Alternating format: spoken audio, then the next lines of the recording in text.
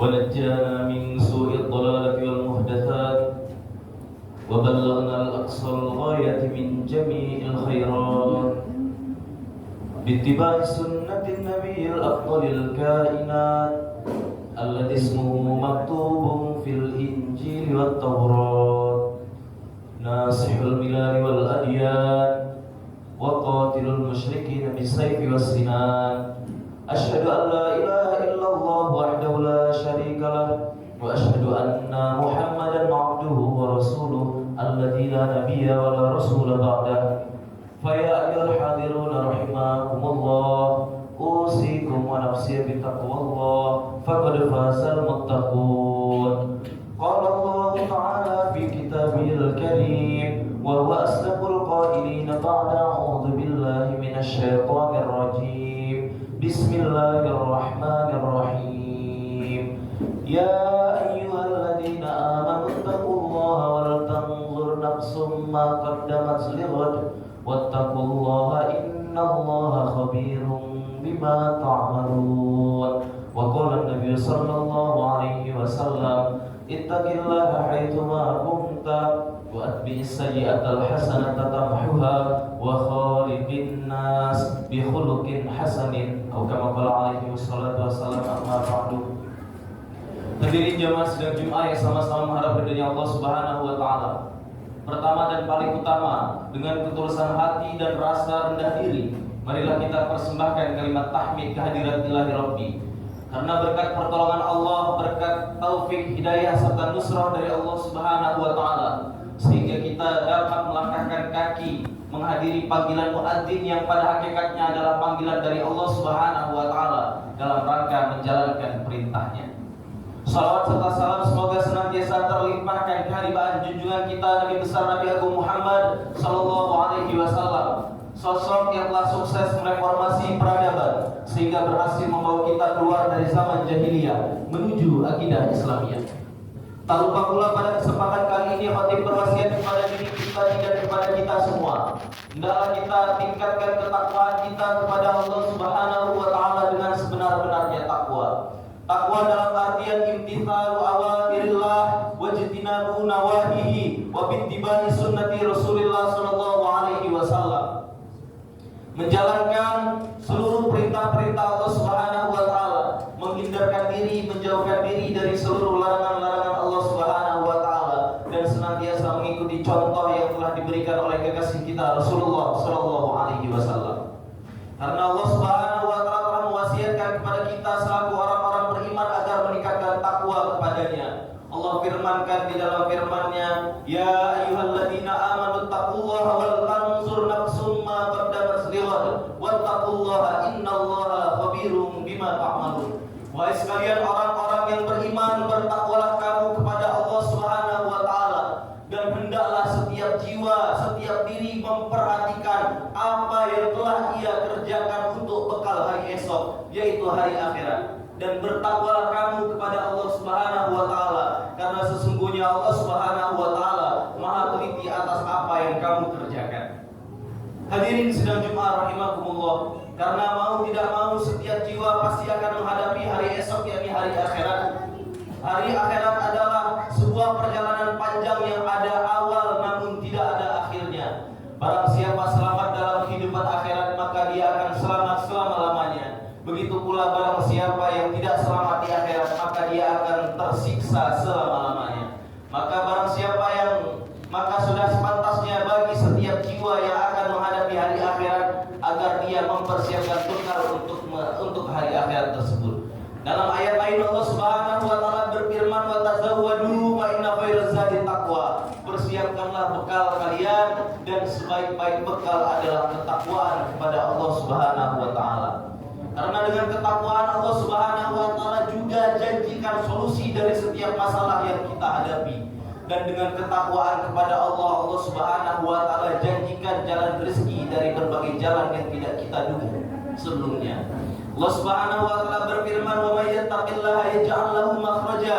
Barang siapa bertakwa kepada Allah Subhanahu wa taala, maka akan Allah Subhanahu wa taala berikan jalan keluar dari setiap permasalahannya. Wa yarzuqhu min haitsu la yahtasib, dan Allah Subhanahu wa taala akan berikan dia rezeki dari jalan yang tidak ia sangka-sangka. Hadirin sidang Jumat rahimakumullah, juga Rasulullah sallallahu alaihi wasallam pernah berpesan kepada kita agar kita semua menjadikan takwa sebagai modal utama dimanapun kita berada. Rasulullah sallallahu alaihi wasallam sabdakan, ittaqillaha haitsuma kunta, bertakwalah kamu kepada Allah Subhanahu wa taala dimanapun kamu berada. Wa atbi'is sayyi'atal hasanata, dan kamu ikutilah keburukan-keburukan yang telah terlanjur kamu lakukan dengan kebaikan-kebaikan. Tamhuha, niscaya kebaikan-kebaikan yang kamu lakukan akan menghapus keburukan-keburukan yang telah terlanjur kamu lakukan. Wa khaliqin nas, dan berbaurlah kamu, bergaulah kamu sesama manusia, bihulukin hasanin, dengan akhlak yang terpuji. Hadirin sidang Jumat rahimakumullah. Lantas marilah kita introspeksi diri kita periksa diri kita. Sudahkah ciri-ciri ketakwaan, sudahkah hakikat-hakikat ketakwaan ada pada diri kita? Bila sudah ada, hendaklah kita pertahankan. Namun bila belum ada, hendaklah kita usahakan dan kita saling mengingatkan di antara sesama kita. Bagaimana ketakwaan yang Allah Subhanahu wa taala kehendaki dengan sebenar-benarnya. Maka salah seorang khulafaur rasyidin, Sayyidina Utsman ibnu Affan, telah memberitahukan sifat atau ciri orang-orang bertakwa dalam sebuah makalahnya yang termaktub di dalam kitab Nasail Ibad yang ditulis oleh Syekh Nawawi Al-Bantani. Beliau katakan, khamsun hunna alamatul muttaqin. Ada 5 perkara, yang mana 5 perkara ini adalah ciri, adalah tanda, adalah bukti daripada ketakwaan seseorang. Yang pertama ialah awaluha alla yujalisa illa ma yuslihuddin ma'ahu wa yaghlibul farja wal lisan. Orang-orang yang bertakwa, dia tidak bergaul, dia tidak berteman, dia tidak bersahabat kecuali dengan orang-orang soleh, sehingga dia bisa menundukkan kemaluan serta lisannya. Karena cukuplah seseorang dinilai dengan siapa teman bergaullah, cukuplah seseorang dinilai dengan siapa sahabatnya. Bila dia berteman dengan orang-orang baik, maka sifat-sifat kebaikan akan menular pada dirinya. Begitu pula sebaliknya, bila dia berteman dengan orang-orang buruk, maka keburukan orang tersebut akan mempengaruhi aspek kehidupannya. Sehingga ulama telah memberikan tafsir perumpamaan sahabat yang baik seperti penjual minyak kasturi. Walaupun kita tidak mendapatkan parfumnya, bila kita bersahabat dengannya, kita akan mendapatkan wanginya. Sebaliknya, perumpamaan sahabat yang buruk ialah seperti pandai besi. Walaupun kita tidak terkena apinya, dengan berdekatan dengan mereka kita akan terkena asapnya. Maka hendaklah setiap orang memperhatikan dengan siapa dia berteman, dengan siapa dia bersahabat. Hadirin sidang Jumat rahimakumullah. Sifat orang takwa yang kedua ialah idza asabahu syai'un 'azimun minad dunya yarahu wabalan. Apabila orang-orang takwa mendapatkan keuntungan yang besar daripada dunianya, mendapatkan keuntungan yang besar daripada perniagaannya, mendapatkan keuntungan yang besar daripada bisnisnya, justru dia menganggap hal itu adalah sebuah musibah baginya. Kenapa? Karena orang-orang takwa meyakini bahwa harta yang halal akan dihisab, sementara harta yang haram akan diadab. Sehingga dengan keuntungan bukan menjadikan dia bergembira, justru menjadikan dia bersedih hati, seakan-akan mendapatkan musibah pada dirinya.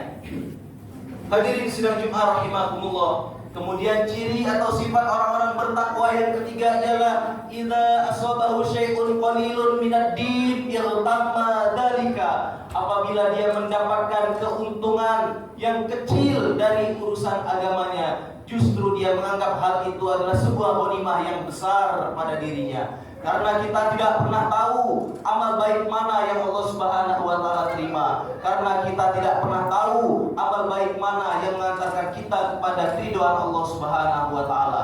Maka setiap orang hendaklah jangan meremehkan amal kebaikannya, apalagi amal tersebut berkenaan dengan urusan agamanya.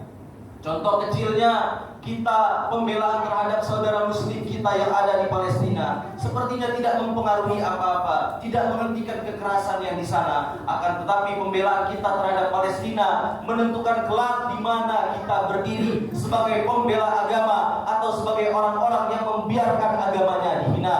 Karena setidaknya kita bila tidak bisa menjadi penolong agama, maka janganlah kita berdiri di barisan orang-orang yang melecehkan agama kita. Bahkan Buya Hamka pernah memberikan pesan, bila agamamu dihina dan kamu hanya diam, ganti pakaianmu dengan kain kafan. Hadirin sidang Jumat rahimakumullah. Sifat atau ciri orang-orang bertakwa yang keempat ialah Allah yang laha batnahu minal halal khaufan ayyukhalidahu haramun. Orang-orang takwa tidak memenuhi perutnya dengan perkara yang halal karena takut akan tercampur dengan perkara yang haram. Kenapa? Karena orang-orang takwa mereka meyakini innal halal bayyinun, perkara yang halal itu jelas, wa innal harama bayyinun, dan perkara yang haram juga jelas, wa bainahuma umurun mustabihatun, sementara di antara yang halal dan haram ada perkara yang tidak jelas, yaitu perkara syubhat la ya'lamuhunna katsirun minan nas, yang kebanyakan manusia tidak mengetahuinya. Paman takut syubhati, maka barang siapa menghindarkan diri dari perkara syubhat, faqad istabra'a lidinihi wa irdihi, maka sungguh dia telah menyelamatkan urusan agama dan kehormatannya. Namun sebaliknya, waman waqa'a fi syubhati, barang siapa terjerumus ke dalam perkara syubhat, waqa'a fil harami, sungguh dia telah masuk ke dalam perkara-perkara yang haram. Sehingga Rasulullah SAW juga sabdakan, la yaqluwal abdu ayyakuna minal muttaqin, sekali-kali seorang hamba tidak akan mencapai predikat takwa, tidak akan termasuk ke dalam golongan orang-orang yang bertakwa, hatta yada'a ma la ba'sa bihi hadaron mimma bil ba'su, sehingga dia tinggalkan perkara yang tidak dilarang bagi dirinya karena takut terjerumus ke dalam perkara yang dilarang bagi dirinya. Hadirin sidang Jumat rahimakumullah. Dan sifat atau ciri tanda-tanda orang bertakwa yang kelima ialah yaron nasa kulluhum qad najau wa yaron nafsahu qad halakat. Dia menganggap diri seluruh manusia telah selamat dari adabnya Allah Subhanahu wa taala, sementara dia menganggap dirinya sendiri belum selamat dari adabnya Allah Subhanahu wa taala. Sehingga dengan perasaan demikian dia sibuk dengan dosanya sendiri, dia tidak sibuk dengan dosa orang lain. Dia sibuk dengan aibnya sendiri, dia tidak sibuk dengan aib saudaranya. Dia sibuk dengan kesalahannya sendiri, dia tidak sibuk dengan kesalahan tetangganya. Karena kita kelak tidak akan ditanya atas aib orang lain, kita kelak tidak akan ditanya atas kesalahan tetangga kita, kita juga tidak akan ditanya atas dosa saudara-saudara kita, melainkan setiap jiwa akan bertanggung jawab atas kesalahannya masing-masing. Sehingga dengan perasaan tersebut, orang tadi menjadikan dirinya selalu introspeksi diri, menjadikan dirinya selalu memperbaiki diri, senantiasa bertaubat mendekatkan diri kepada Tuhannya. Karena setidaknya setiap kita adalah pendosa. Kullu bani adam khata'un, setiap anak Adam, setiap manusia adalah pendosa. Wa khairul khata'ina tawwabun, dan sebaik-baik pendosa adalah dia yang kembali bertaubat kepada Tuhannya. Semoga Allah Subhanahu wa taala jadikan kita orang-orang yang senantiasa bertaubat, jadikan kita orang-orang bertakwa yang senantiasa mendekat kepada Allah Subhanahu wa taala, memperbaiki diri kita, memperhatikan dengan siapa teman bergaul kita, tidak bergembira dengan perniagaan keuntungan yang kita dapatkan, justru sebaliknya kita memperhatikan urusan agama yang kita raih, yang kita dapatkan. Kita tidak penuhi perut kita, kita sangat berhati-hati memperhatikan apa yang masuk ke perut kita dan perut keluarga kita. Dan kita juga hendaklah merasakan bahwa sebaik-baik saya masih baik orang lain, dan sebaik-baik orang lain dan seburuk-buruk orang lain lebih buruk diri saya sendiri. Ja'alanallahu wa iyyakum minal faizinal aminin wa adkhalana fi zumratil muttaqinal muqinin. Fastaghfiruhu innahu huwas samiul alim wa qur rabbighfir warham wa anta arhamur rahimin.